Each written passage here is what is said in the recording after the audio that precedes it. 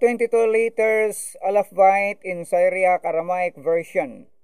It is closely related to Paleo-Abrit. Let's find out. Number 1, Aleph. Number 2, Bait.